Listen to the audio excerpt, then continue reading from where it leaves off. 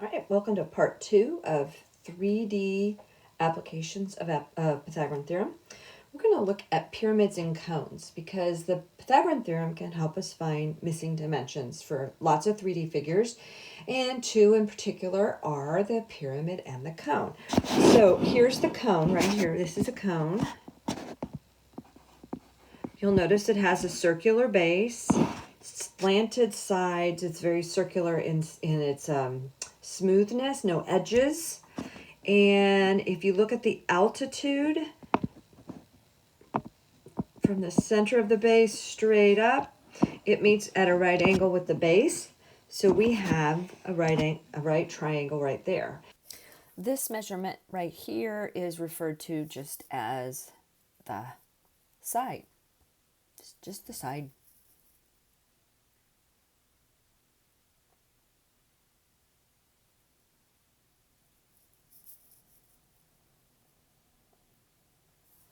And then we have the pyramid. And this particular pyramid we see has the square or rectangular base. That's your standard pyramid, has that base. If it has a different shaped base, it's called its name is based on the base shape. But this is a square, so it's just a regular pyramid. And it has its altitude right there. Let me get a different color so I can make this a solid. And you can tell that there's a right angle across to the center of that side. And then we have that slant on the side there. That's called the slant height. Slant height. I love that word, slant. It's the slant height. Some people also will refer to this as a slant height because it does slant, and it technically really isn't a side because it doesn't have an edge. But we do call height here, the altitude, I keep referring to as the altitude is the height. The base right here across the base, that's a radius on the cone because it's a circle and it's the distance from the center out. And then we have our slant height for each, which is this side piece right here, that slant height. So go ahead and fill in the dialogue over here on the left. Pretty much you're just looking at where those right angles are. And let's move on and talk about the rest of these notes. So here it's talking about the radius up here and in the cone, this little section right here of the cone. So what we're seeing is that triangle, oops, I meant to do that in red to stay with my red tone I was using there, the shaded. So here's my height and my radius, and there's my slant. Well, H and R are legs, and the slant is the hypotenuse. Important to recognize that. You probably already saw that, but if not, now it's clarified for you. And then, of course, in the pyramid, we have one leg formed where the height meets with the center. So that's half of a side. So we have the height and half of a, I guess we can't really call it S. It's not really, I don't know what we'd call it, the length. Half of the length? Yeah, half the length. The height and half the length are both the legs. And the slant height again is our hypotenuse. Sorry, I ordered a new stylus. Ugh, this is torture. Sorry, I know it's really hard for you guys too. All right, so let's look at these. Use the Pythagorean theorem to help find the missing measurements in each problem. Round all solutions to the nearest tenth. I also want to start talking about exact and approximate. And I talked a little bit about it in the last lesson. Let's make note, if we haven't already, about those differences, and I will mention them as I go through these notes with you. So the radius of the cone here, this radius right there, is 14 centimeters. I'm not going to label just because I'm clumsy without my stylus. Well, maybe I can, there we go. And the slant height, which is right here, is 28 centimeters. We need to find the height of the cone, the altitude. So we're looking for the height. So remember, the height and the radius are legs, remember? So we're looking for a leg. So if you remember, you can take the hypotenuse squared minus the leg squared, and the square root of that will give you the missing leg. So let's just set that up. We're going to do the square root of, and I'm going to take my hypotenuse first.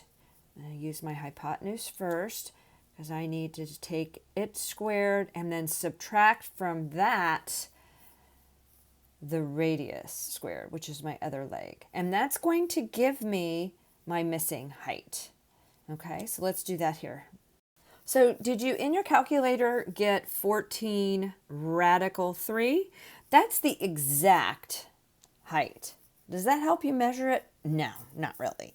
But if you were designing something, or you were an engineer or an architect, it would be relevant because you need it exact. But we're not going to be exact. We're going to go approximate by rounding to the nearest tenth. And after I expanded that, I saw 24.24. So 24 and 2/10 centimeters. All right, so I already started kind of labeling and doing a little shading on this one to help us see the right triangle that's going to use the slant height as its hypotenuse. They gave us the base, the base is a square, and it has a side length of 30 inches.